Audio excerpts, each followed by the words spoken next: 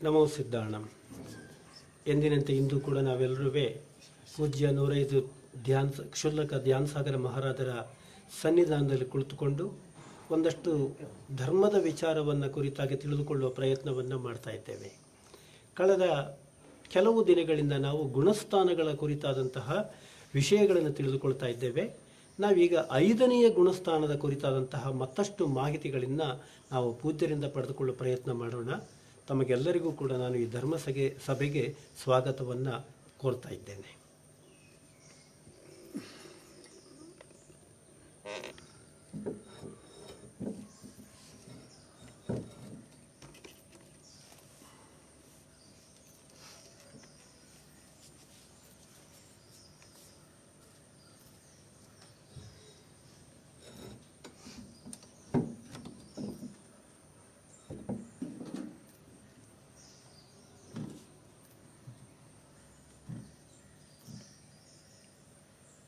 ओम नमः सिद्धेभ्य।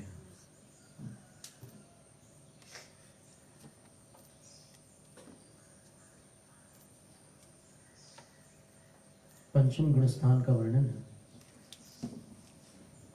जिसका नाम संयता संयत, विरता विरत, देश संयत और देश विरत, ऐसे 4 नाम है। इसके अंतर्गत जो अंतरंग परिणति है वो अप्रत्याख्यानावरण कषाय के शांत होने पर इस गुणस्थान की अंतरंग परिणति आती है। एक देश आत्मानुभूति का यहाँ पर आचार्य महाराज ने उल्लेख किया है और बाहर में 11 प्रतिमा अथवा आरिका अवस्था का इसमें अस्तित्व पाया जाता है और तिर्यंच गति में 5 अणुव्रतों का अस्तित्व पाया जाता है, क्योंकि तिर्यंच गति के जो जीव होते हैं उनकी एक सीमा है, वो आहार दान नहीं कर सकते, वो जैसी भव्य पूजा मनुष्य लोग करते हैं उस श्रेणी की पूजा नहीं कर सकते। जैसे हाथी है वो कमल तोड़ करके लाता है, मेंढक है वो कमल तोड़ करके लाता है और फिर अर्पित कर देता है, बस उतनी पूजा होती है। और जितना मनुष्य विस्तृत रूप से भगवान की भक्ति पूजा कर सकते हैं और स्तोत्र पाठ आदि भी कर सकते हैं, वो सब वहाँ पर शक्य नहीं है। तो अपनी स्थिति के अनुसार वो सब कुछ करते हैं। यहाँ तक कि जहाँ स्वयंभू रमण द्वीप है और स्वयंभू रमण समुद्र है, वहाँ पानी में रहने वाले जलचर जीव भी पंचम गुणस्थान को प्राप्त कर सकते हैं, ऐसा धवला की 6ठी पुस्तक में लिखा हुआ है। यानी मछलियाँ भी पंचम गुणस्थान में आ सकती है, ऐसा लिखा है। और पूरे एक पूर्व कोटि काल तक वो समुद्र के उस जल में रहते हुए पंचम गुण स्थानवर्ती चर्या का पालन करती है मछली। वो दूसरी मछलियों को खाती नहीं है, वो वहीं समुद्र में जो वनस्पतियां हैं उनका सेवन करके अपना जीवन गुजारती है। ऐसे जीव भी हैं इस जगत में, आज भी हैं, क्योंकि ऐसा बताया है कि सर्वाधिक पंचम गुण स्थान वर्ती जो देवलोक को प्राप्त होने वाले हैं वो तिर्यंच गति से हैं। असंख्यात जीव तिर्यंच गति से संयम के कारण देव गति को प्राप्त होते हैं और मनुष्यों में संयमी 13 करोड़ होते हैं। पूरे 2.5 द्वीप में 13 crores human beings are संयत, not one more than that, exactly 13 crores.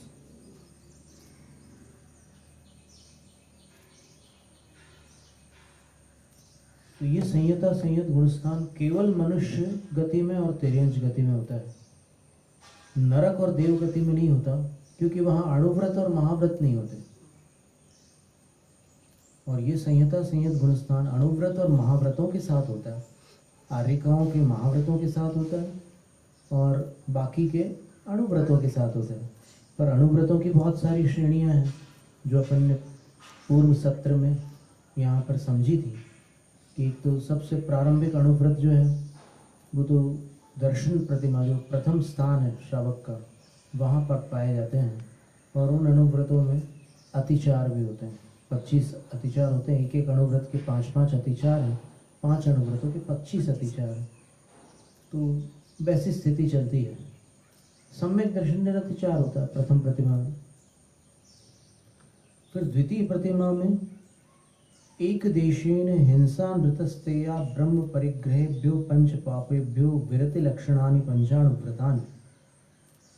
एक देश पंच पापों के त्याग से 5 अणुव्रत निरतिचार होते हैं समंत भद्राचार्य महाराज के कथनानुसार। वो कह रहे हैं कि निरतिक्रमण अणुव्रत पंचकम धारयते, अतिचार रहित 5 अणुव्रतों को दूसरी प्रतिमा में धारण करता है। तो इसका अर्थ ये हुआ कि पहली प्रतिमा में सातिचार धारण करता है, क्योंकि अणुव्रतों के बिना पंचम गुणस्थान बनेगा नहीं। जैसे 5वें गुणस्थान में अगर ऐसा माने कि पहली प्रतिमा में अणुव्रत नहीं होते, तो फिर पहली प्रतिमा तो पंचम गुणस्थान में बताई है। आचार्य कुंदकुंद स्वामी ने, आचार्य वीरसेन स्वामी ने, आचार्य नेमिचंद सिद्धांत चक्रवर्ती ने, मतलब A to Z सारे आचार्यों ने संयम में ये 11 प्रतिमाएं गिनी है। तो संयम में अगर ये 11 प्रतिमाएं हैं तो फिर पहली प्रतिमा में चौथा गुणस्थान नहीं हो सकता। और अगर चौथा गुणस्थान नहीं है पहली प्रतिमा में, तो पंचम गुणस्थान पापों का त्याग किए बिना नहीं हो सकता। ये भी नियम है कि अगर आपने 5 पापों का त्याग नहीं किया है तो फिर आप अविरत रहेंगे। क्यों अविरत रहेंगे? क्योंकि हिंसा नृतस्तेया ब्रह्म परिग्रहेभ्यो विरतिर व्रतम। इन 5 से अगर विरति होती है तो व्रत होता है, और अविरति होती है तो फिर अविरत सम्यक दृष्टि होता है। तो यहां तो विरता विरत है ना, स्थावर हिंसा से अविरत है, त्रस हिंसा से तो विरत है ना। तो इसलिए पहली प्रतिमा में ही अणुव्रत होते हैं, और उन अणुव्रतों में अतिचार लगते हैं, बस इतना उसमें अंतर है। फिर दूसरी प्रतिमा जब धारण करते हैं तब विशुद्धि और पुरुषार्थ में वृद्धि होती है। तो अणुव्रतों का भी त्याग, अणुव्रतों का जो अणुव्रत संबंधी 5 अतिचार होते हैं उनका भी वो त्याग कर देते हैं। तो 25 अतिचारों का त्याग और हो जाता है। पहले तो केवल 5 का त्याग था। किसके 5 अतिचार छोड़े थे? सम्यक दर्शन के।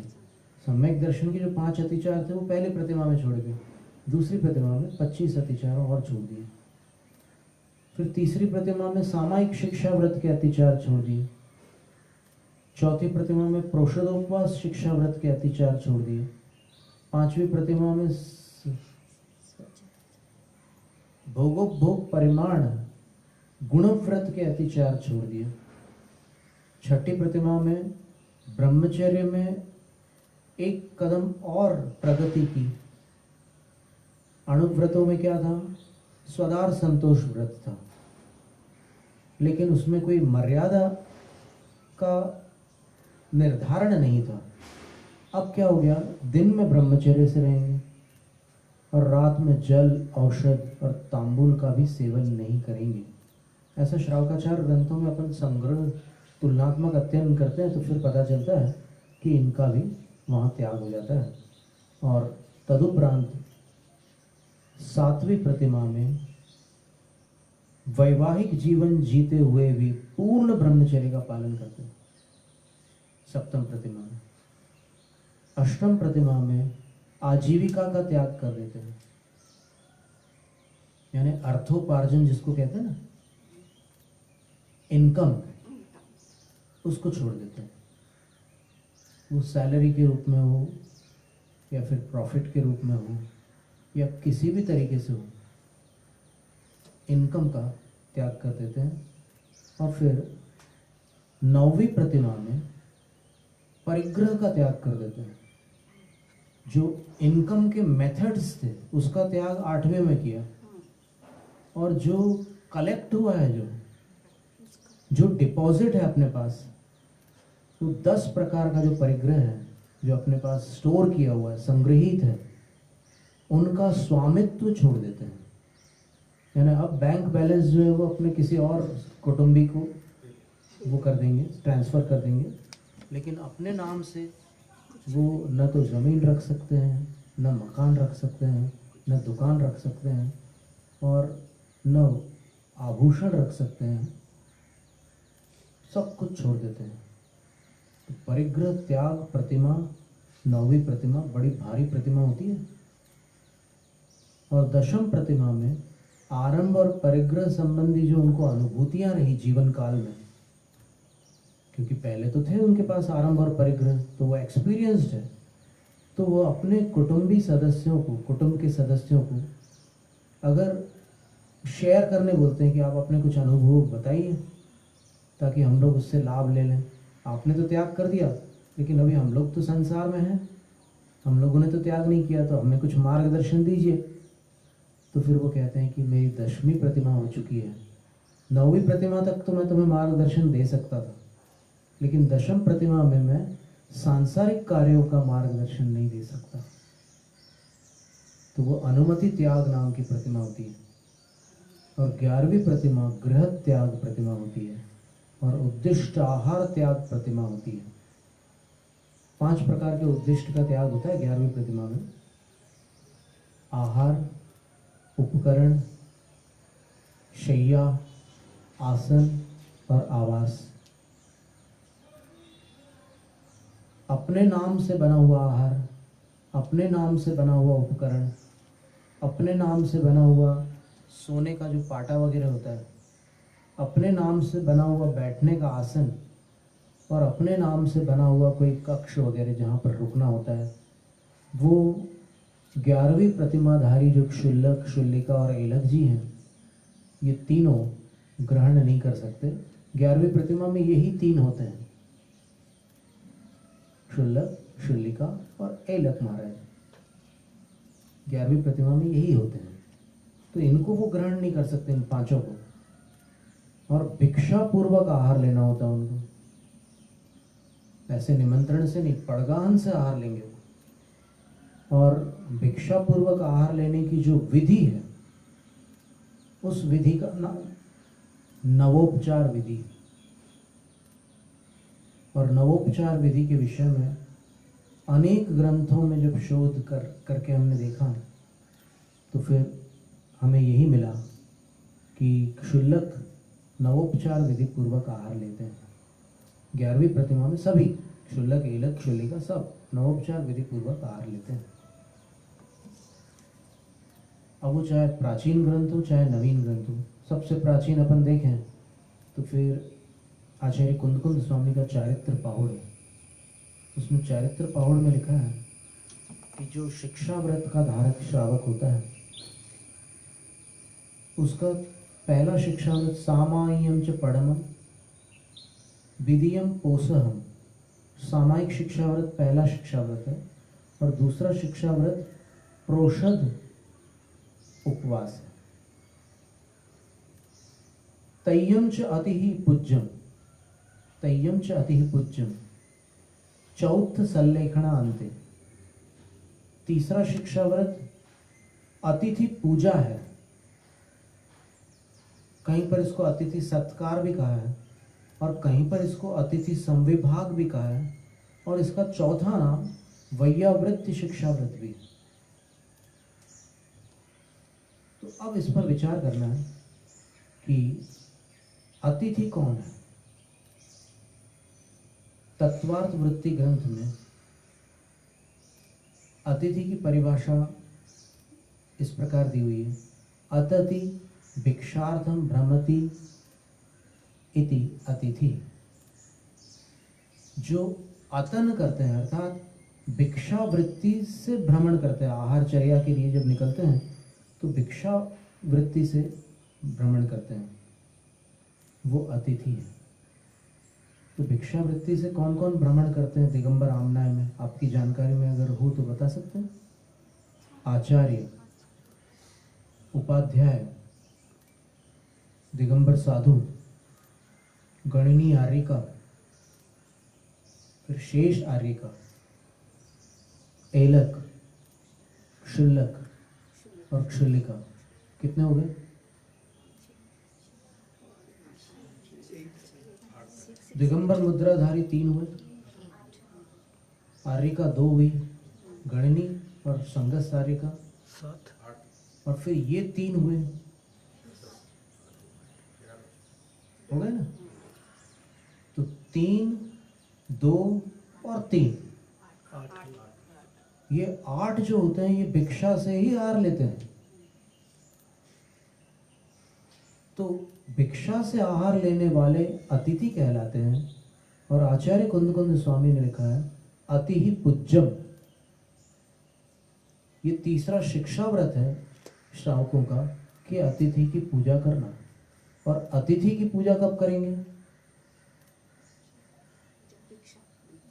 जब वो साधु की वसतिका में जाकर के पूजा करेंगे तो वो गुरु की पूजा कहलाएगी, और चौके में पूजा करेंगे तो वो अतिथि की पूजा कहलाएगी, क्योंकि वो चौके में अतिथि है।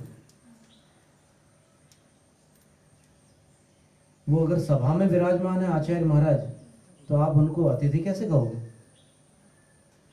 एवं भूत नय की अपेक्षा से विचार कर रहे हैं अपन। आप समविरूढ़ नय से तो ठीक है, जो जितने नाम है साधुओं के उतने नाम ले सकते हो, लेकिन एवं भूत नय से अपन विचार करें तो फिर जिस काल में वो अतिथि बने हुए हैं उस काल में की गई पूजा अतिथि पूजा कहलाती है। अब प्रश्न ये है कि क्या कोई भी विद्वान, कोई भी त्यागी, कोई भी साधु, कोई भी आचार्य उपाध्याय यह प्रमाणित कर सकते हैं कि ये 8 अतिथि नहीं है? क्या कोई ये प्रमाणित कर सकते हैं? इन 8 में से एक भी अतिथि न हो ऐसा प्रमाणित कर सकते हैं कोई? यदि नहीं कर सकते तो आचार्य कुंद स्वामी के अनुसार ये पूज्य है। बात स्पष्ट हो रही? तो उन्होंने तीसरा शिक्षाव्रती बताया आचार्य कुंद स्वामी ने। तो अपन देखिए प्राचीन से लेकर अर्वाचीन सभी ग्रंथों में अपन एक दृष्टिपात करके देख रहे हैं कि ये अतिथि अवस्था, इसमें जो शिक्षाव्रतों के अंतर्गत अतिथि संविभाग, अतिथि सत्कार, अतिथि पूजा, वैयावृत्ति, ये 4 नाम है उस तीसरे शिक्षाव्रत के। यहाँ चारित्र पहाड़ में एक नाम है और क्रम तीसरा है। रत्नकरण श्रावकाचार में चौथा क्रम है वैयावृत्ति शिक्षाव्रत का। ये एक बात हुई। फिर एक कार्तिकेय अनुप्रेक्षा नाम का ग्रंथ है। कार्तिकेय अनुप्रेक्षा ग्रंथ स्वामी कुमार मुनि द्वारा रचित है, जिसमें से अपन ने सम्यक दृष्टि के श्रद्धान का वर्णन पढ़ा था, यदि आपको स्मरण हो। चौथे गुणस्थान का वर्णन पढ़ते समय अपन ने पढ़ा था ना कि सम्यक दृष्टि का श्रद्धान कैसा होता है। बहुत सुंदर वर्णन था। उन्हीं ने उसी ग्रंथ की धर्मानुप्रेक्षा में 360 क्रमांक गाथा में, यानी वर्ष नंबर 360 में लिखा है, अतिथि संविभाग व्रत का वर्णन करते हुए उन्होंने लिखा है। 5 गाथाएं दी उन्होंने। तो उन 5 गाथाओं में से पहली गाथा क्या लिखी है उस पर आप ध्यान दीजिएगा। तिविहे पत्तम मिसया सद्धाई गुणे संजुदो नाणी दानम जो दे दिशयम नव दानविही संजुतो। ये जो शिक्षाव्रत है अतिथि संविभाग, इसका धारक शिक्षाव्रती श्रावक नाणी ज्ञानी जीव है, अर्थात उसके पास सम्यक ज्ञान है, वो मिथ्या दृष्टि जीव नहीं है। और स्वयं दानम दे दी, वो दान स्वयं देता है, किसी को ऑर्डर नहीं करता कि तुम दे देना, वो स्वयं दान करता है। और कैसे दान करता है? तो बोले श्रद्धा ही गुणे ही संजुदो, श्रद्धा अधिक 7 गुण बतलाए हैं दातार के, उन 7 गुणों से संयुक्त होकर के दान करता है। किनको करता है दान? इस शिक्षा व्रत में अतिथि संविभाग इसका नाम है, तो इस शिक्षा व्रत में वो तिविहे पत्तम, त्रिविध पात्रों में दान करता है। और त्रिविध पात्रों में दान कैसे करता है? बोले नवदान विहि संयुक्तो, दान की जो 9 विधियां हैं उनसे संयुक्त होकर करता है। ये दान की 9 विधियां कौन सी है? सपात्र, अपात्र, कुपात्र। नहीं, वो पात्र के भेद अलग है। दान की 9 विधियां कौन सी है? दूसरे शब्दों में उनको नवोपचार विधि कहते हैं। पड़िगह मुच्चट्ठाणम पादोदय मच्चणम च पणमम च मणवैण काय शुद्धि ऐसण शुद्धि नवविहम पुण्यम। ये नवोपचार विधि इनको कहते हैं। तो इस गाथा में आचार्य स्वामी कुमार मुनि कार्तिकेय अनुप्रेक्षा ग्रंथ के अंदर स्पष्ट रूप से कह रहे हैं कि तीनों पात्रों के प्रति नवोपचार विधि से ही स्वयं दानम जो दे दी नाणी, जो ज्ञानी स्वयं दान करता है उसका ये शिक्षा व्रत होता है। तो फिर तीनों पात्र नवोपचार विधि के योग्य हुए कि नहीं? इसी प्रकार आचार्य वसुनंदी सिद्धांत चक्रवर्ती वसुनंदी श्रावकाचार ग्रंथ में क्या लिखते हैं इसी प्रसंग को लेकर के? वो अन्नम पाणम खाइमम सायमिति चौविहो वराहारो पुवुत नव विहाणी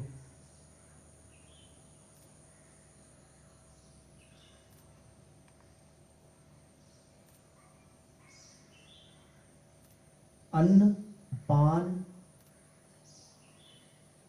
खाद्य और स्वाद्य, ये 4 प्रकार का उत्तम आहार होता है। और ये चारों प्रकार का आहार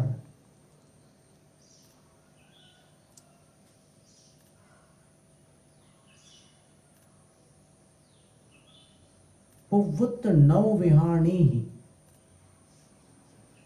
तिविह पत्तस्य दायव्यो। आचार्य वसुनंदी सिद्धांत चक्रवर्ती कह रहे हैं कि 3 पात्रों के लिए ये 4 प्रकार का आहार पूर्वोक्त 9 विहाणी ही 9 क्रियाओं के साथ दायव्यो देने योग्य है। बात समझ में आ रही है ना?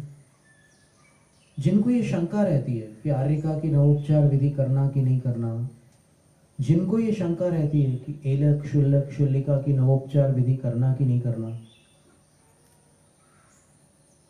जिनको ऐसा लगता है कि मुनिराज तो परमेष्ठी है, उन्हीं की ये विधि हो सकती है, बाकी की नहीं हो सकती, उनके समक्ष हमने अभी इतनी सारी पूर्वाचार्यों की गाथाएं रखी हैं।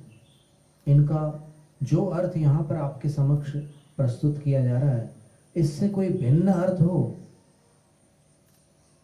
तो अवश्य उस अर्थ को प्रकट किया जाए। एकदम सरल सीधा अर्थ है कि तीनों पात्रों के प्रति। अब तीनों पात्र किसको लोगे आप? तो फिर आचार्य कुंद कुंद स्वामी के दंसण पाहुड़ ग्रंथ के 18वीं गाथा में जाकर के देखें अपन कि उन्होंने 3 भेष बताए साधु के। साधु के 3 भेष बताए उन्होंने, और उन तीनों भेषों को यहाँ पर अपन ले सकते हैं। एकम जिणस्वरूपम वीयम मुक्कट्ठ सावयाणम तु अवरठ्याण तय्यम चौथ पुणलिंग दंसणम नथी। एक तो जिन रूप है आचार्य उपाध्याय साधुओं का, वीयम मुक्कट्ठ सावयाणम, फिर उत्कृष्ट श्रावकों का एक रूप है, और फिर अवरठ्याण तय्यम, और अवर यानी उनसे नीचे स्थित जो है, जो नारी वर्ग हैं, उनको हम यहाँ पर तीसरी श्रेणी में रख रहे हैं। तीसरी श्रेणी में रखने का तात्पर्य यह नहीं है कि उनको हम आर्यिकाओं को हम श्रावकों से छोटा बना रहे हैं, ये अभिप्राय नहीं है, ये मुद्रा की विशेषता बता रहे हैं। क्योंकि नारी की मुद्रा का आवरण भिन्न प्रकार का होता है, इसलिए एक शुल्लकों का आवरण जो है अलग है, उसमें कोपीन और फिर एक खंड वस्त्र है, तो उसका वर्णन उन्होंने पहले कर दिया। और उसके बाद जो 16 हाथ की साड़ी है आर्यिका के पास, उनको उसके बाद रखा है। पर बाद में रखने का अभिप्राय ये नहीं है कि आर्यिका क्षुल्लकों से छोटी है, ऐसा अभिप्राय नहीं है। कभी कभी कुछ वर्णन ऐसे होते हैं कि जिसमें अपन कहते हैं अष्ट प्रातिहार्य सहित तीर्थंकर को नमस्कार, आचार्यों को नमस्कार, उपाध्यायों को नमस्कार। तो अब अष्ट प्रातिहार्य सहित तीर्थंकरों को नमस्कार कर रहे हैं, तो अष्ट प्रातिहार्य में तो देवलोक भी हैं, तो देवलोक आचार्यों से बड़े हैं क्या? नहीं है। आचार्यों का स्थान बहुत ऊंचा है, वो तो परमेष्ठी है, देवता लोग उनके चरणों में नमस्कार करते हैं। तो कभी ऐसे प्रसंगों पर वर्णन में इस तरह का क्रम होता है। अब जैसे नमो हरिहंताणम, नमो सिद्धाणम, नमो आर्याणम, अब ये क्रम ठीक है क्या? ठीक है? बड़ा कौन है? अगर बड़े छोटे का क्रम विचार करें तो फिर बड़ा कौन है, ये बताओ। सिद्ध परमेष्ठी। तो फिर किसी अपेक्षा से वो कथन होता है, तो वहां पर 3 लिंगों का जो वर्णन किया आचार्य कुंदकुंद स्वामी ने, वो अपेक्षा से किया हुआ है, इसलिए उसको उस विवक्षा से समझना। यहाँ पर पात्रदान की चर्चा चल रही थी, तो फिर ये चर्चा निकली। पद्म पुराण में सीता जी ने शुल्लक सिद्धार्थ महाराज के लिए पूरे नवोपचार विधि से आहार दान दिया था। और ऐसे फिर पुराणों में अपन देखें, ये तो पुराणों से बाहर की बात थी, अपनी चरणानुयोग की चर्चा थी। कुंदकुंद आचार्य महाराज ने चारित्र पावड़ में वर्णन किया है। फिर वसुनंदी श्रावकाचार एक श्रावकाचार है।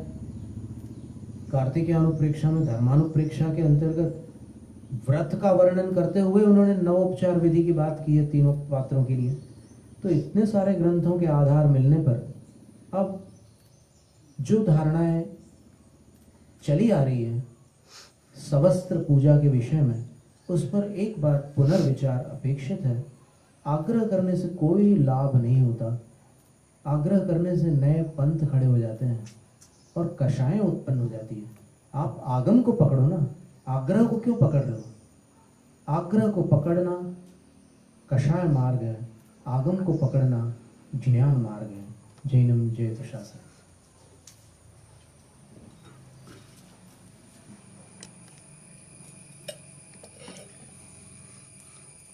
ಶ್ರಾವಕ ಜನಗಳ ಶಿಕ್ಷಾವ್ರತ ಮತ್ತು 11 ಶ್ರೇಣಿಗಳಲ್ಲಿ ಹಂತ ಹಂತವಾಗಿ ಸಂಸಾರದಿಂದ ವಿಮುಖವಾಗುವಂತಹ ಸೂಕ್ಷ್ಮ ಸ್ವರೂಪದ ವಿವರಣೆಗಳನ್ನು ಇವತ್ತು ಪೂಜ್ಯರು ನಮಗೆ ನೀಡಿದ್ದಾರೆ. ಅವರು ಕೊನೆಯಲ್ಲಿ ಹೇಳಿದಂಥ ಒಂದು ಮಾತನ್ನು ನಾವು ಸದಾಕಾಲ ಸ್ಮರಣೆಯಲ್ಲಿ ಇಟ್ಟುಕೊಳ್ಬೇಕು.